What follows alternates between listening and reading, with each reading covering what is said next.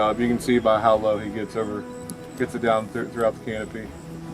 We've done a lot of wax paper tests with Brian to put them all the way down to the ground, and how much coverage we actually get on that ear leaf is amazing. I mean, he just does an absolute great job with it.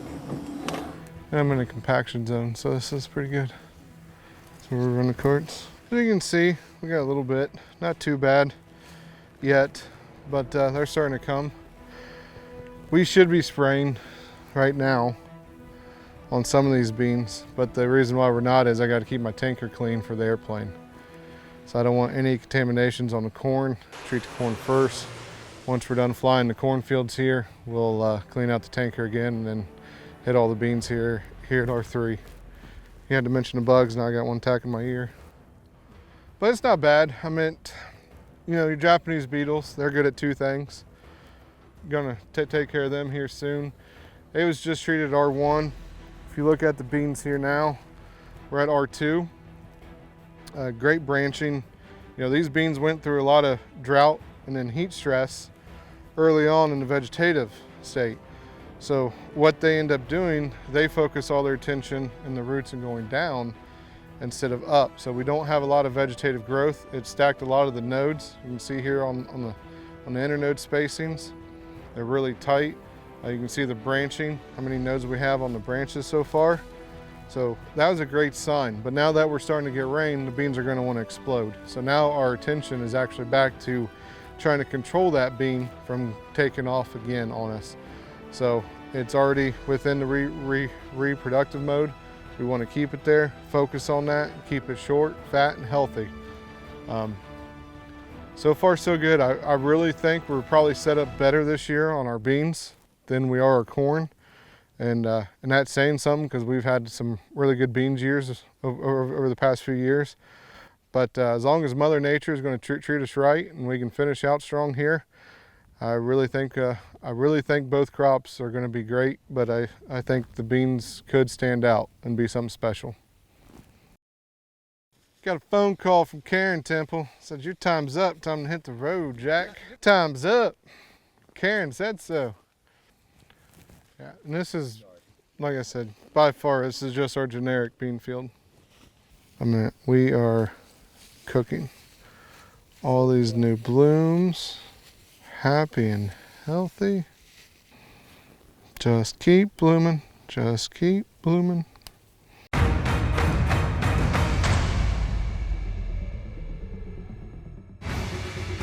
So I need to stimulate a response.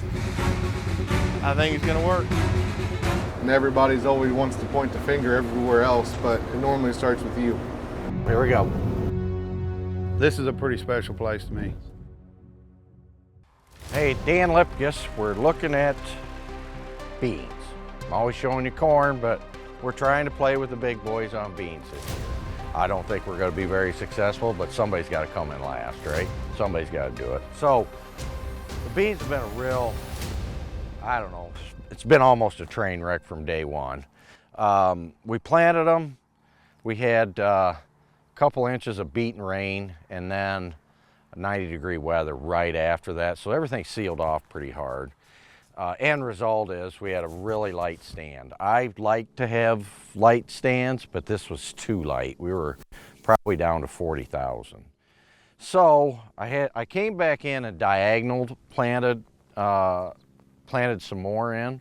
I had to plant a few more than I wanted to because the planter would only plant at so light a population, otherwise at the speed I was going, otherwise I couldn't keep the revolutions on the hydraulic motors on the seed meters. Long story short, it probably got them a touch thicker than I wanted them. But what I can show you here is the differences between the first planting and the second planting.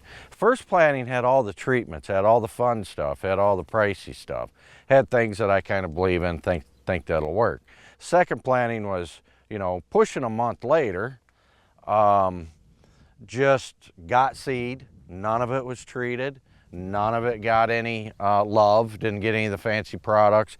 It just got planted because it was a timing thing then. We were getting to be May, third week of May, I guess. The first ones probably went in very first of May. Maybe it was even a little closer to the end of May when we replanted. So what I'm going to do is kind of show you the differences in the plants between the two plantings and kind of the differences and the things that, you know, it kind of shows, it'll show a lot. So let's go down and look at some of these plants. We want the bottom canopy to be healthy with a good fungicide. We use Revitec on it. It's really going to help that bean finish off strong. But on our farm, we got to average a 6 bushel better with the Revitec fungicide than any other fungicide. Probably absent of disease just because we got the Revitec out here, but just mainly for the plant health. The one thing that is a must, that's this product right here. Reducing stress adds bushels. We are here at Chestnut Vale, which is Temple Road's father's home farm.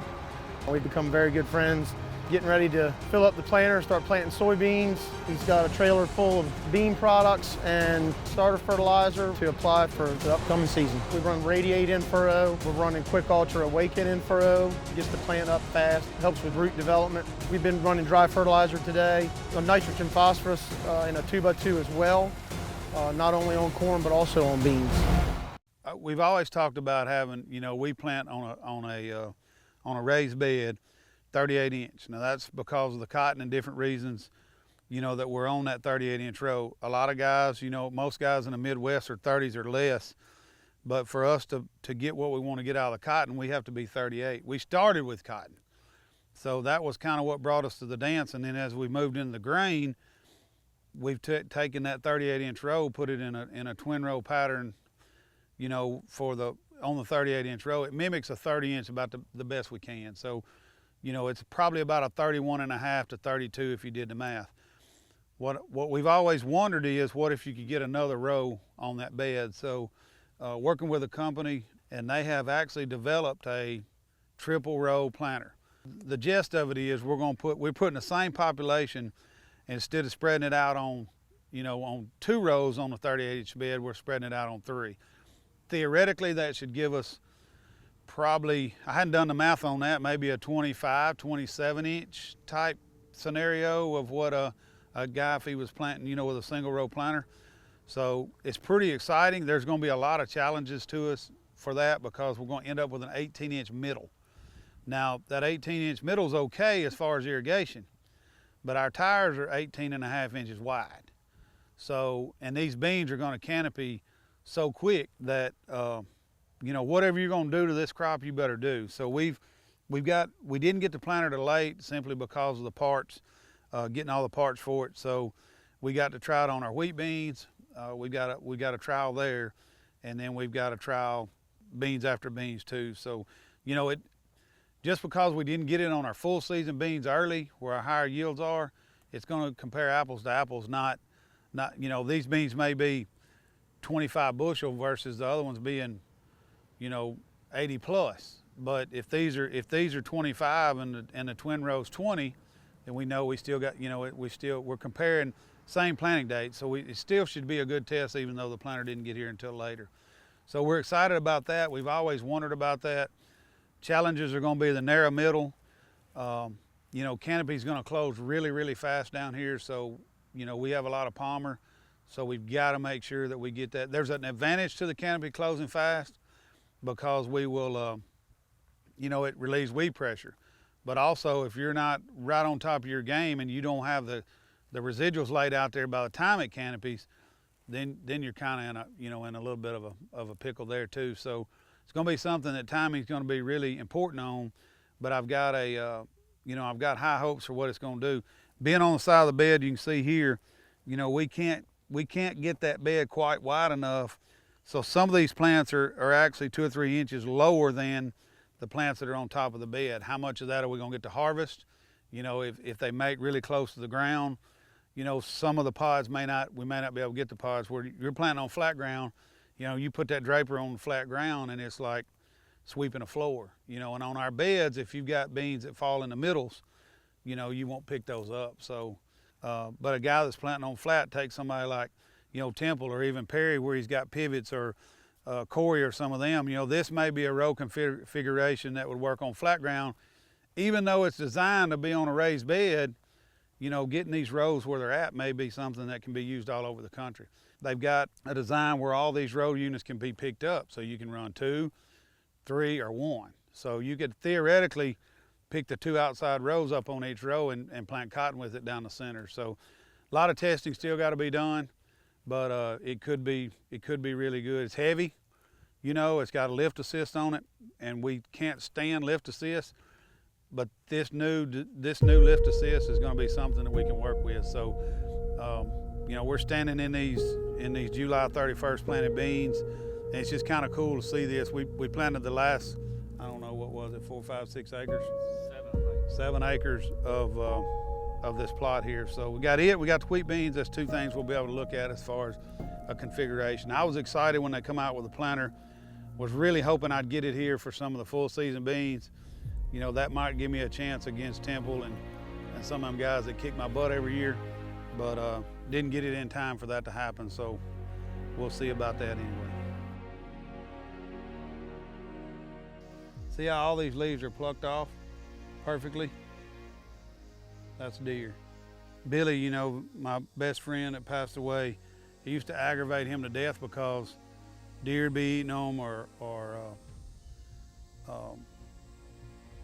squirrels in the corn, digging this corn up. And I said, man, it's wildlife, they gotta eat too. I mean, you look here, it's not, you know, it's not that big of an area here, but they gotta have something to eat too. But at first I thought it was insects, because that's what happens a lot of the time in a wood line is the airplanes can't get in, you know, into the field tight enough. And you know, my intentions were to show you what insects do, but this is all here. You know what I can do. If it was insects, you would see more. You see this is insects. We all have this, you know, in every field. But if it was that bad to have completely defoliated the leaves, that trifoliant there would have had, you know, it would have been eat up too. So that's selective deer walking up here and, you know, just plucking that off. Leaving center row. We want the bottom canopy to be healthy with a good fungicide. We use Replanting on it. It's really going to help that bean finish off strong. But on our farm, we got to average a 6 bushel better with the Replanting fungicide than any other fungicide. Probably absent of disease just because we got the Replanting out here, but just mainly for the plant health. The one thing that is a must, that's this product right here. Reducing stress adds bushels. Copperhead concaves, to me, are the only way to go. This is a real return on our investment.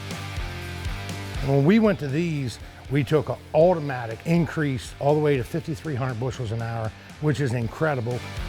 Sometimes we don't have enough truck to keep up with what this combine can harvest. Used less horsepower, less fuel, and did a better job cleaning. It's second to none. So this is an early planted one, okay?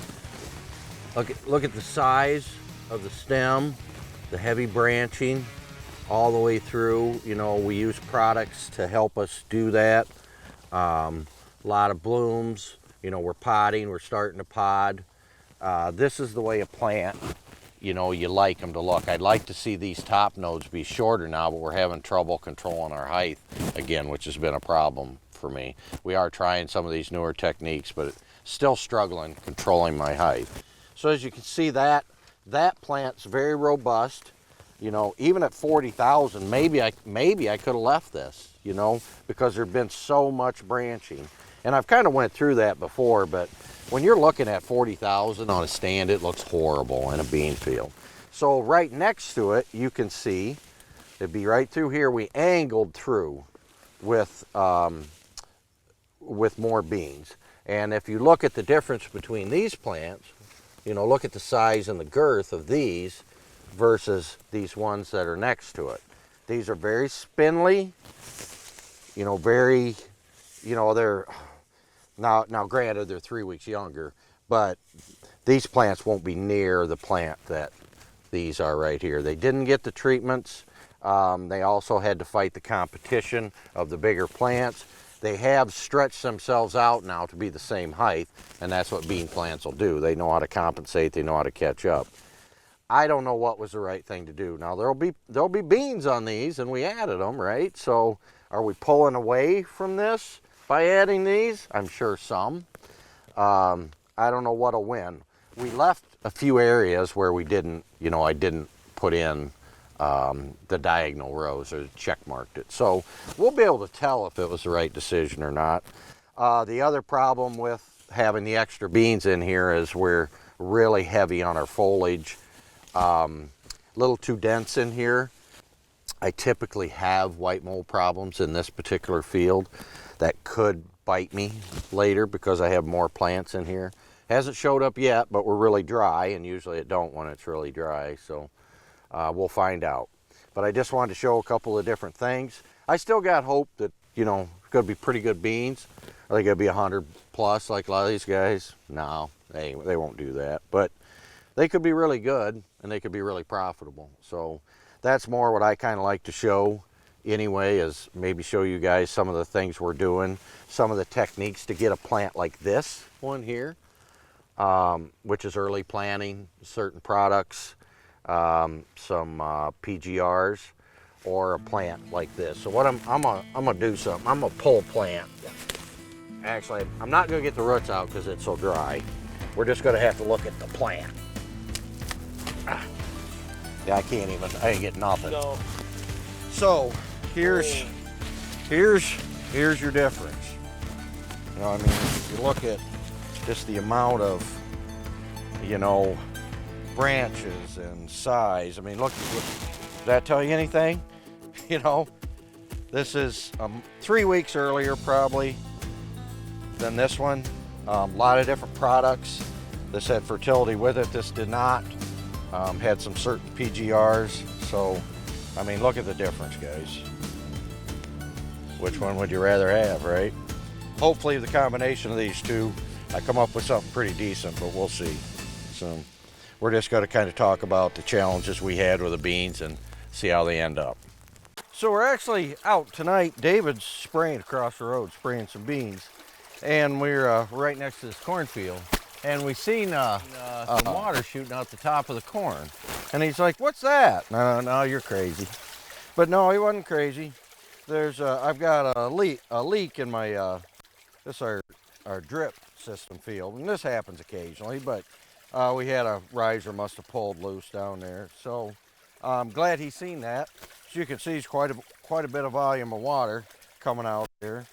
Now in the morning when it's not pumping water out here, I'll come out and fix that. And it's a 15-minute fix, we'll have it fixed. But glad we found that.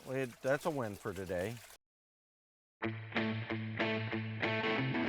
With the soybeans with Terramax, we brought it out and instantly, man, I just couldn't believe the nodulation we had so early.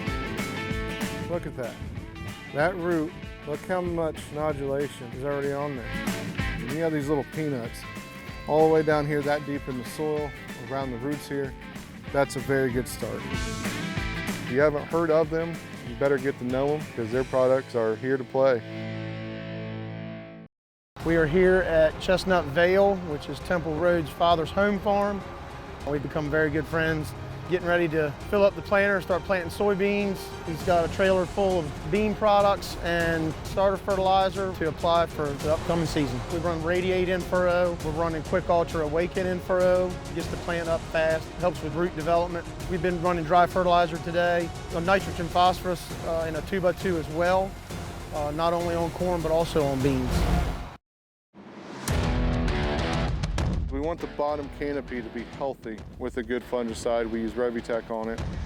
It's really going to help that bean finish off strong. But on our farm, we got to average a 6 bushel better with the Replanting fungicide than any other fungicide. Probably absent of disease just because we've got the Replanting out here, but just mainly for the plant health. The one thing that is a must, that's this product right here. Reducing stress adds bushels. I was looking to see, this was done earlier since the rain or since irrigation, because there's deer tracks there. You just can't see them because they've been washed out. That's what that is there and there. I've been that guy to use something and it not worked the first year, and I'm like, well, that was money thrown away. And then, you know, 3 or 4 years down the road, I tried again and it works. And I'm like, well, maybe I timed it wrong. Timing is so crucial. You know, especially on corn or beans, anything, any crop we grow, but, You know, you can come out here at R1 and do a little bit. You can do a little bit at R5. Okay, those two growth stages, in my opinion, will show some positive result. R3, boom shakalaka. That's where it's at, in my opinion. R2.5 to R3.2, if you kick it in the butt right then, that's when you're gonna get your best bang for your buck. You can do your V2, V3, and I'm not saying they don't work, because they do. But if you got $10 to spend, and that's all you got to spend, I'd say spend 8 of it at R3, $1 at R1, and $1 at R5. You know, is kind of, and I don't know if but you've got to get that bean out of the ground. Be careful about planting such a low population, because everybody's saying it's cool, and it is cool, that you don't get a stand at the beginning, because you can't make nothing if you don't have the proper stand to start with. So if you don't get the stand, okay, I've got to replant. You're 2 weeks waiting on to see if you got a stand. So you're 2 weeks already, you've lost yield in that 2 weeks, no matter what, because three things to me influence yield more than any product, seed, variety, anything you can do, and that is drainage, fertility, and early planting. If you want to influence yield, plant earlier. Now, is February too early? I don't know yet. Very well could be. And even if it's a home run this year, don't go plant February beans till we see if that's something that's really sustainable, because in our area, the weather's gonna change anywhere for the most part, but here, you know, like I said, we went from, you know, 45 degree soil temperature on the first crop to 102 the second crop. 102 is a little much. I wouldn't want to plant anything in that. Pretty hot. Yeah, that's hot. You lay down here, it would burn your skin. When I'm digging in them, if my hands weren't a little bit calloused and rough from digging all year, probably burn my finger. But see, they're not ready. See how green they are? They need another couple of days and they need sunshine. And that's in the very top. So see why I can't cut when I thought you can't always go on a time thing, but see, I gotta let those mature. No way you can cut that. I call this the Corey field. There's 52 acres in this field, and 40 of it has got advanced yield products on it. So we kind of followed the book, what Corey told us to do, and we're actually standing in part of his plot. This is the field when I'm cutting my high yield beans that I come over here always, and I cut within 3 or 4, 5, 6, 7, 8 bushels of what I did in my high yield field. So I've always wanted to put this field as a high yield field. Yep, this got probably not his whole show. He probably didn't indulge all his secrets, but it's got a lot of it. It had the, you know, the burn back material he has. I've not been a big burn back guy. I've tried it in the past. You know, in the Delta here, what I've basically done is just burnt the plant up, and then it came back and you know, did great, but it was no yield increase where I did it versus where I didn't do it. So I'm a little concerned with I mean, I've got quite a few green beans here that I don't normally deal with, but hopefully those mature out. You know, we'll look at them every day. I'll walk through them and look at them every day, and we'll see what we can come up with. Followed the playbook, what Corey told us to do. Corey's a good farmer. You know, he has some pretty stellar yields in soybeans and corn both, and got a corn plot also. So we'll see how it works out and what goes on.